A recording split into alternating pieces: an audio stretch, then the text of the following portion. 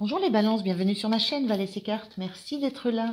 Et moi je suis ravie d'être là aussi et de vous accueillir pour votre guidance du week-end du 10 et 11 juin 2023. Donc guidance générale intuitive toujours, donc ne prenez que ce qui résonne en vous, le reste laissez passer, c'est très important ça. Allez, je démarre avec deux arcanes majeures pour vous, pour voir un petit peu quelles sont les énergies de votre week-end, sur ce qui va vous interpeller sur le week-end, voilà, ce qui va être important pour vous. Allez, c'est parti. Merci. Alors, on a la lune. La lune, l'arcane, donc l'arcane 18 du tarot, et on a la tempérance à l'intérieur. Alors la lune, on se questionne un petit peu sur ce qui est profond en nous. Enfin, ce qui ressort extérieurement, c'est qu'on a des questionnements sur ce qu'on reçoit, sur notre intuition, sur ce qu'on perçoit, sur ce qu'on ressent. Sur ce qu'on a en nous qui doit émerger ou pas. Voilà, il y a des questions un petit peu sur la profondeur de ce qu'on peut ressentir. Et je vais y arriver, la tempérance, donc l'arcane 14, c'est à l'intérieur de vous l'envie que les choses soient harmonieuses, soient complémentaires, l'envie d'être protégé aussi, c'est une carte de guérison aussi, la tempérance. Il y a ce besoin de se sentir bien, de se sentir apaisé, peut-être par rapport à des doutes, à des questionnements qu'on a sur soi, sur ses propres sensations, sur ses propres sentiments, sur ses propres peurs. Il y a un petit peu de ça qui s'exprime sur le week-end pour vous les balances. On va regarder un petit peu ce que dit le tarot. Je vais prendre 3 cartes. Ça peut être aussi l'envie, le besoin d'équilibrer, justement, c'est ce que vous sentez qui est pas suffisamment clair.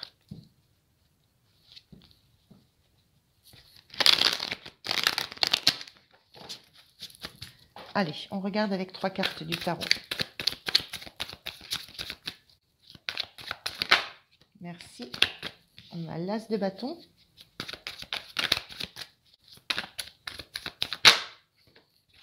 Le roi d'épée. Eh bien, la voilà. Le 8 d'épée. En carte inversée et en dos de deck, on a ce 10 de pentacle. Ok. Alors, c'est ce que je ressentais un petit peu, c'est ce besoin, avec ce roi d'épée, c'est ce besoin d'avoir une vision claire de ce qui se passe, d'avoir une vision claire par rapport à quelque chose de nouveau qui démarre, de nouveau qui vous passionne, par rapport à un nouveau projet, par rapport à quelque chose que vous voulez faire grandir, que vous voulez faire évoluer, qui est dans l'action, qui peut être dans la créativité, dans la passion. Et avec cette sensation de 8 d'épée inversée que vous avez affronté vos peurs, vous avez besoin de clarté parce que c'est quelque chose qui touche à ce que vous considérez comme étant l'abondance dans votre vie. La notion d'abondance matérielle, mais l'abondance aussi relationnelle, puisque sur cette carte, on a de l'intergénérationnel, on a de l'amitié. Il y a vraiment cette notion d'un besoin que les choses soient claires. C'est ce que je ressentais avec la tempérance, besoin d'avoir vraiment un équilibre, de savoir un peu où vous en êtes par rapport à des zones qui ont pu être un petit peu dans l'ombre, mais sur lesquelles vous avez fait la lumière. Vous avez fait la lumière sur vos fausses croyances, sur vos peurs, sur vos doutes. Vous avez regardé les choses en face parce qu'il y a eu ce besoin de clarté par rapport à quelque chose qui démarre. Une opportunité qui arrive ou qui est déjà là, qui est sur le point de démarrer et qui questionne voilà, ce que vous mettez derrière le mot abondance pour vous. Et où on voit que c'est à la fois le côté concret matériel et à la fois le côté relationnel. Mais voilà, ce besoin de clarté, vous faites la lumière sur ça. Vous prenez du recul, vous prenez de la hauteur pour regarder les choses telles qu'elles sont. Et c'est vraiment cette même énergie dans ces cartes, pour regarder les choses telles qu'elles sont par rapport à quelque chose qui dont on sent que vous en sentez le futur potentiel de passion, d'action, de création, de quelque chose qui se met en place.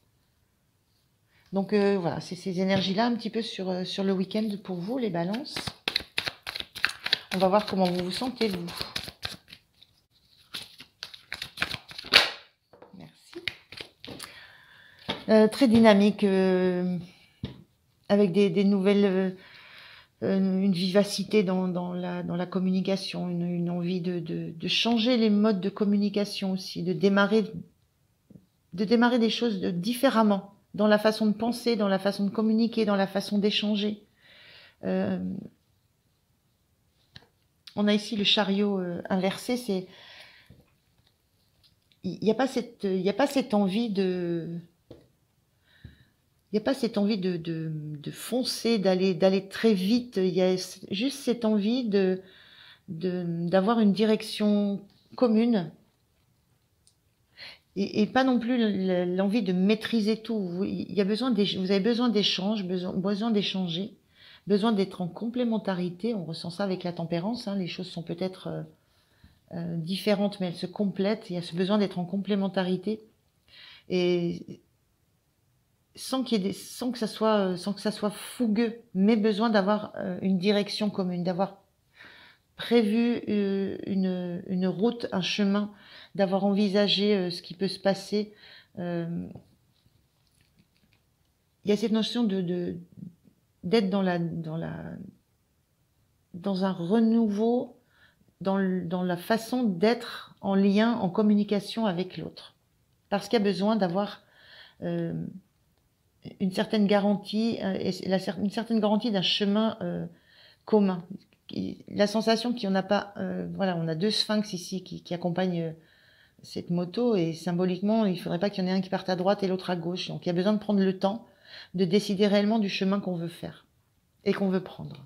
Donc j'ai un petit peu cette sensation-là sur cette énergie de comment vous vous sentez. C'est l'envie de clarifier. Là, on tranche, on clarifie. Il y a quelque chose de très net et de très précis. C'est ce qui arrive de nouveau là. Vous voulez que les choses soient nettes, précises, lumineuses.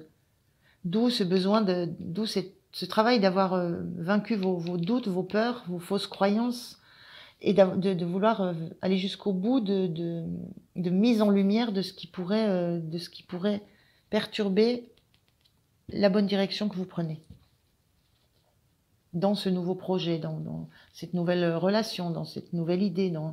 Voilà, il y a un réel besoin de prendre de la hauteur, de mettre les choses au clair, vraiment au clair. C'est un petit peu vous avez besoin de ça pour vous sentir en sécurité.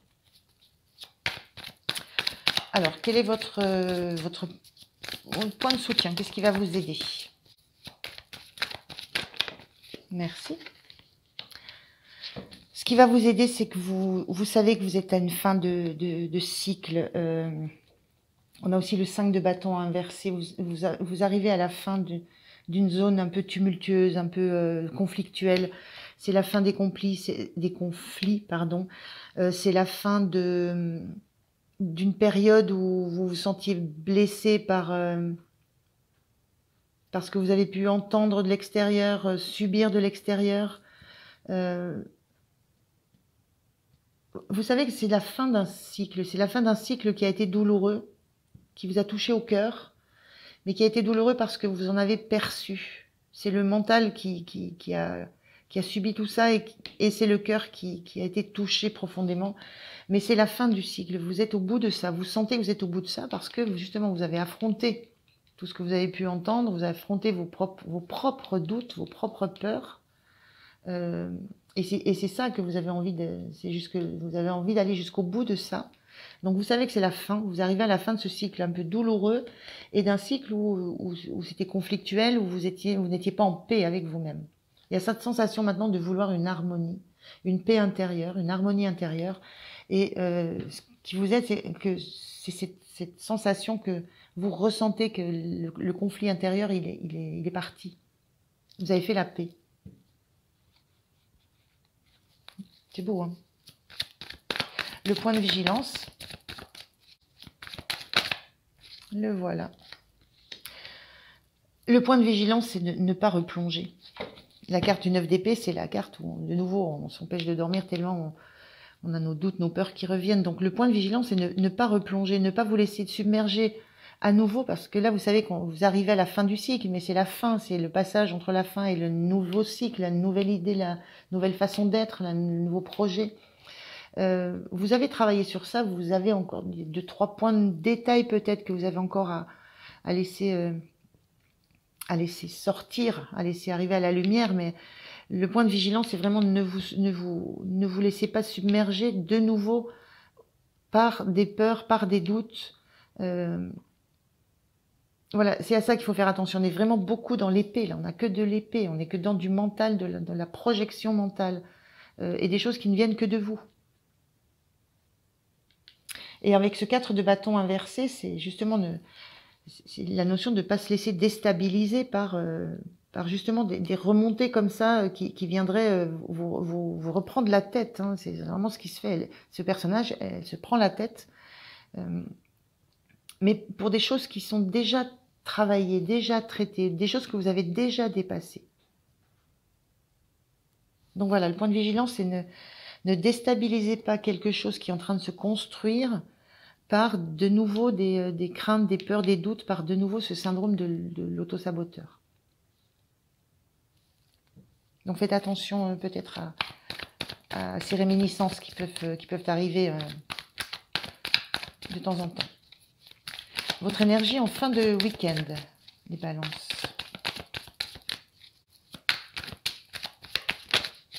La voilà, merci. Le 5 d'épée, ben vous prenez le dessus. Je vous disais ne pas vous laisser réenvahir par des peurs. Là, c'est une carte qui prend... Vous prenez le dessus. On est encore dans de l'épée. Hein. On est vraiment... Il y a 2, 4, 6, il y a 6 cartes d'épée sur 7. Et l'autre, la 7e, c'est l'as de bâton. C'est le nouveau projet, la nouvelle idée. Donc c'est vraiment le mental que vous devez surveiller. Et là, vous prenez le dessus. Vous prenez le dessus sur... moi, j'ai plus envie de dire sur vous. Voilà, on a ce pendu là. Vous prenez le temps. Il y a cette notion de regarder. Vous prenez le temps de regarder les choses d'une autre façon. C'est-à-dire de regarder réellement. Est-ce que réellement je suis prisonnière de ce truc alors que non? Est-ce que réellement je suis à terre? En fait, je suis toujours en train de lire mon portable là, donc non. Est-ce que réellement ce qui m'assaille la tête, ce qui me prend la tête, c'est fondé? Non. Donc vous regardez les choses d'une autre façon et ça vous permet de prendre le dessus sur justement ces pensées qui vous viendraient, ces doutes, ces peurs qui reviendraient. Voilà, il y a vraiment une réelle volonté de passer un nouveau cap, de passer un nouveau cap, d'entamer un nouveau cycle, d'en sortir avec un cycle douloureux, difficile pour entamer quelque chose qui va être passionnant. Et vous prenez le temps de regarder les choses sous toutes les coutures pour ne pas vous laisser envahir et pour rester maître et vainqueur mentalement de ce qui se passe autour de vous et de ce qui se passe en vous. Voilà les balances. Je vais vous sortir un petit message conseil pour terminer cette guidance du petit oracle des sagesses amérindiennes. Et ben voilà, il arrive très vite. Alors, le vieil indien dit, c'est dans la différence que réside le singulier. C'est souvent dans l'adversité et par le biais de la différence que naît vraiment le soi et par lui l'unité. Quand on ne sait plus vraiment quoi faire, prendre exemple sur nos semblables n'est pas la réponse. Il convient d'abord de connaître qui l'on est.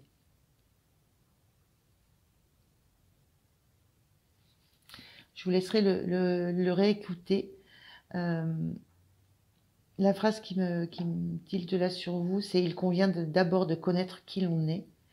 Et cette notion d'adversité. Voilà.